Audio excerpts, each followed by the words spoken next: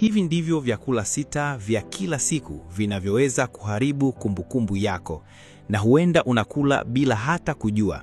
1. Noodles za haraka. Ni rahisi kupika lakini hatari kiafya. Zina wanga uliosafishwa na mafuta yaliyoharibika ambayo husababisha insulin resistance, kitu kinachoharibu kumbukumbu taratibu. 2. Pombe.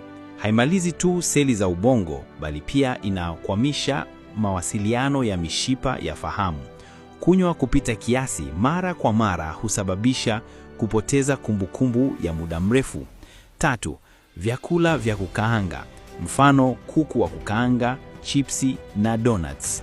Vina mafuta hatari ambayo hupunguza mtiririko wa damu kwenye ubongo, hivyo kupunguza uwezo wa kumbukumbu. 4. Vinywaji na vitamu vyenye sukari nyingi. Mfano soda, pipi, keki na pastries.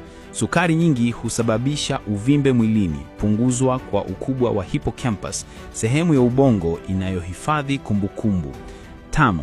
Nyama zilizochakatwa. Mfano bacon, sausage na nyama za deli. Zina nitrates na viambato vya kuhifadhi vinavyohusishwa na uvimbe kwenye ubongo na kupungua kwa uwezo wa kufikiri. 6. Margarine na siagi bandia. Mara nyingi zina mafuta bandia. Haya huongeza hatari ya kupata Alzheimer's na matatizo ya kumbukumbu.